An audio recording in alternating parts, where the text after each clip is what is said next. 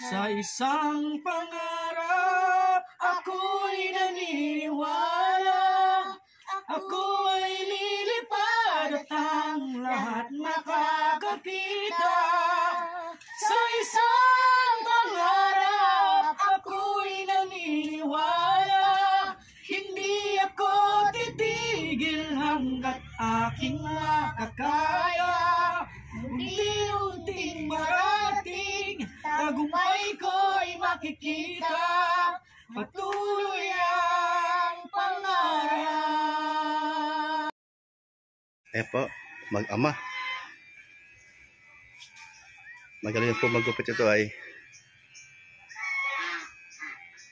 hiyang na hiyang yan si Buboy sa gupit ng papa niya. Kasi may mga bagay po na hindi kami pagkakaintindihan. Yung sa part ko naman po, kasi yung halimbawa gaya na lang po pag-aasikaso sa loob ng bahay. Sa mga anak namin, gaya ng pagluluto ng pagkain ng mga bata, doon po ako nagalit sa kanya kasi pagdating ko po dati nung nakaraan sa bahay ay wala pa po siyang inaasikasong luto pagkain ng mga bata ay ano na po yun, 10 oras na po ng gabi ay nasa kanya naman po yung budget kasi hindi naman po ako naghahawak ng budget, sa kanya po lahat. Yun po siguro kaya nag-init po ang ulo ko at pagdating ko pa po nagsabi pa yung anak kong bunso na papa, tutum-tutum na po ako, kaya po siguro Kapag din yung tenga mo. opo, kasi yun lang po ang gusto kong mabago sa kanya talaga. Ayan. Tanong ko si Christine Joy. Christine, nandun ka ba nung nangyari yun? Totoo na yung sinabi ng papa mo? Anong ginawa ni mama mo? Bakit di sila nagluto ng 10 oras o bago mag 10 oras?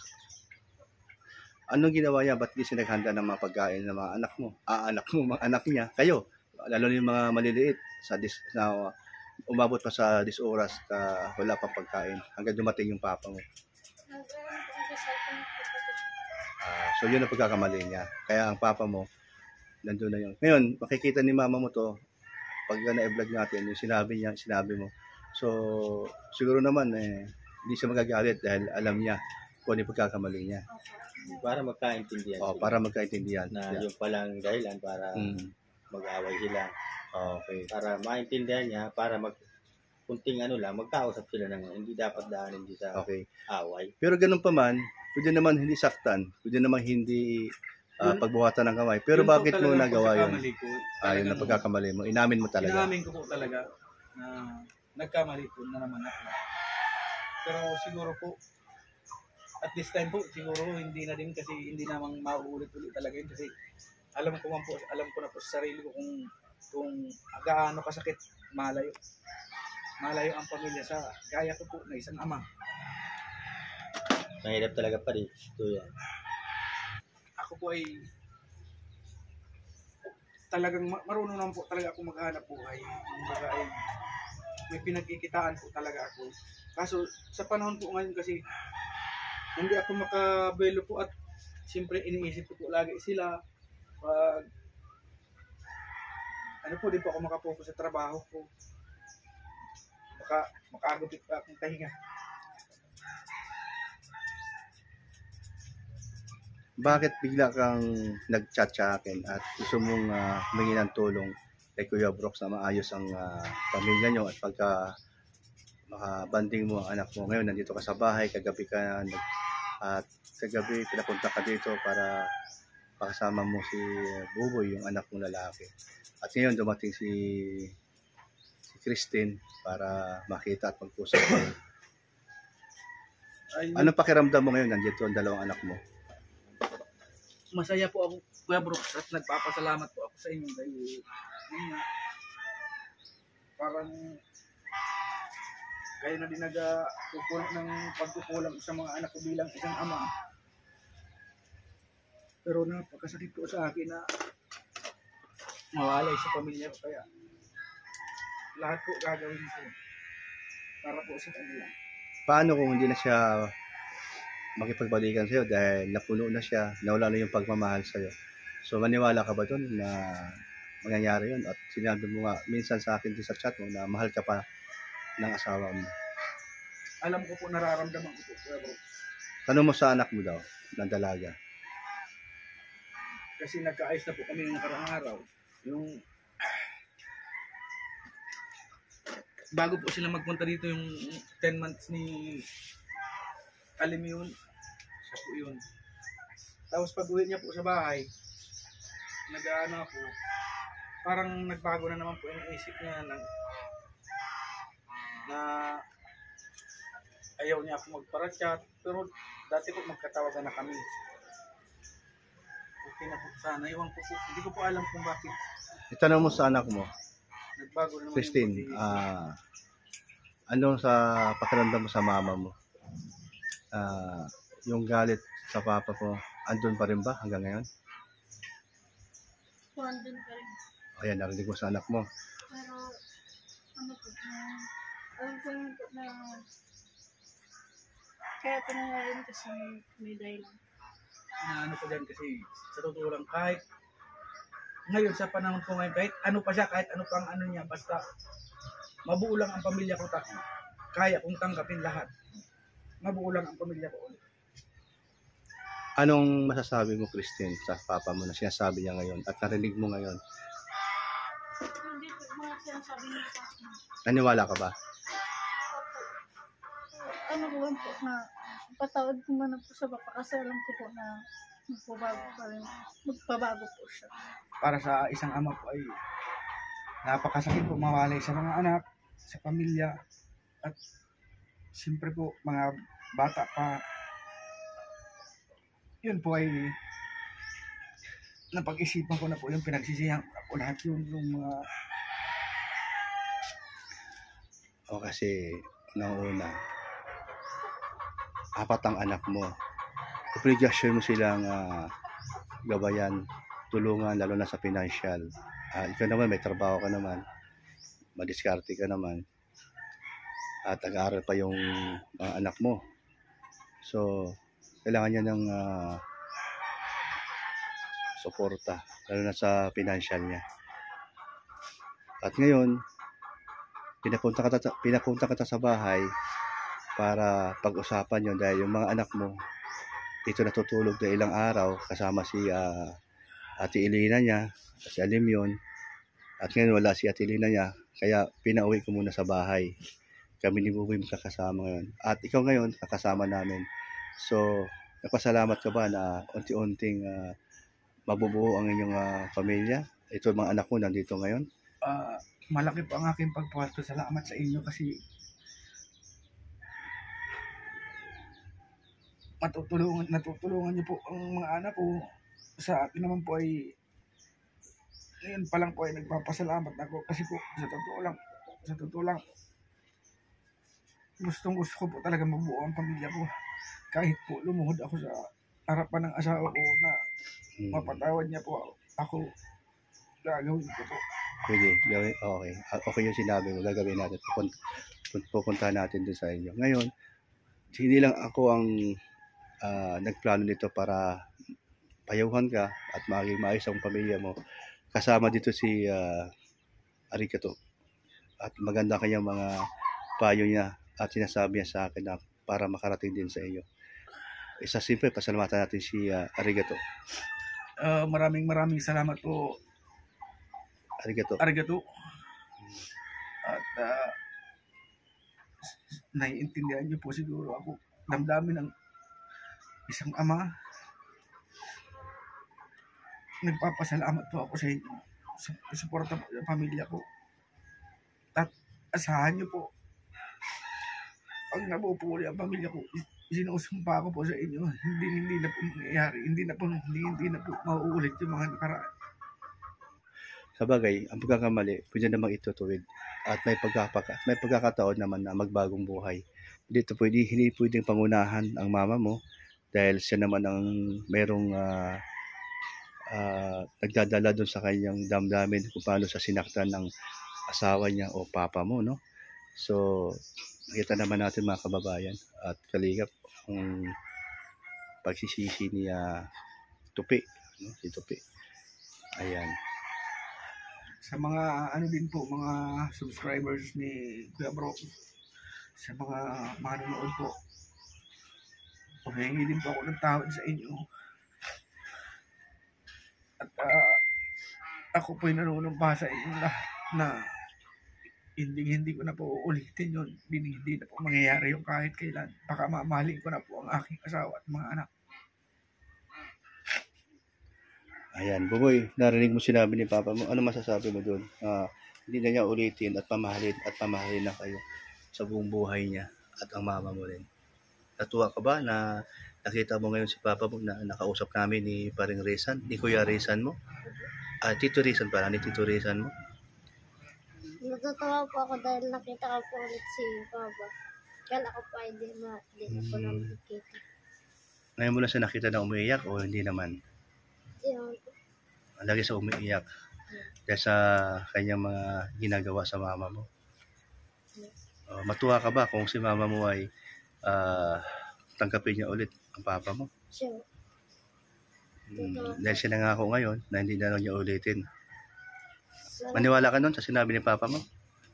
Opo. Okay, ayan. Ayan ha, yung bunso mong lalaki. So naniwala siya na hindi mo na ulitin yung ginawa mo sa dati mong ginagawa na pagbuhata mo ng kamay ang yung asawa na si Giseline, ano? Okay. Napakita ni Papa na talagang sincere siya sa ginawa niya.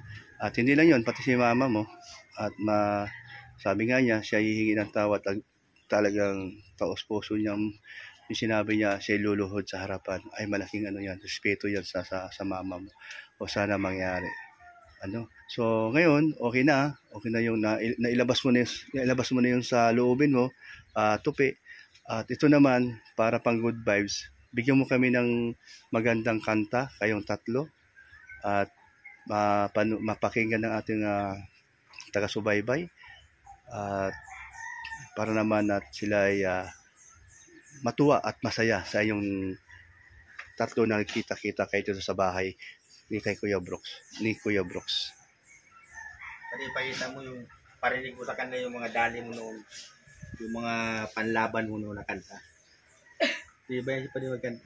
Matanong ko, talagang kinakilala mo talaga si Tupi? Oo, kilala ko. Grabe din. Ang mundo, no? Ang hated pala, ang liit lang talaga ng mundo.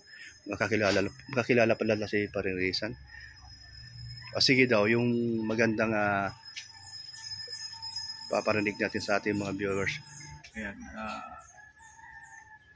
para po sa aking asawa, ako ay humingi ng tawad sa iyo. At alam ko pong kasi buong mundo ang makakapanood nito. Pero dahil sa sinseridad ko na at taos-pusong paghihingi ng tawad sa iyo, gagawin ko kahit lumuhod ako sa harapan. Mapatawad mo na ako.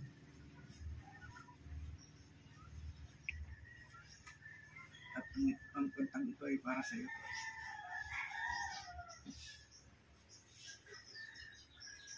Di maamin ng damdamin na ngayon'y wala ka na sa aking piling.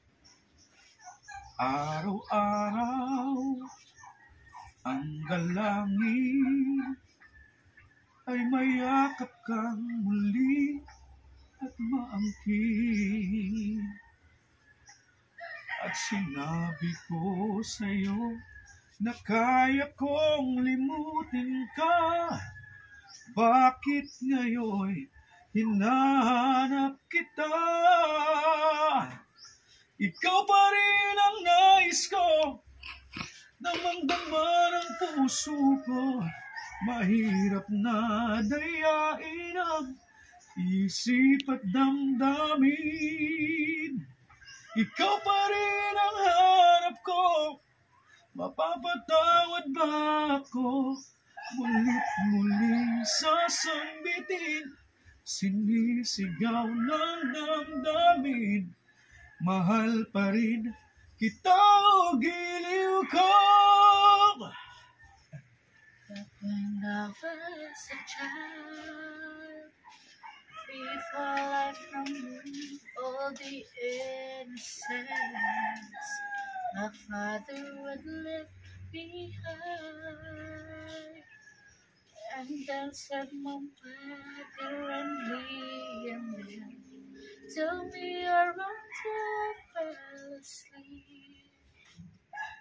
Turn up the stairs and would carry me. Never knew for sure I was young.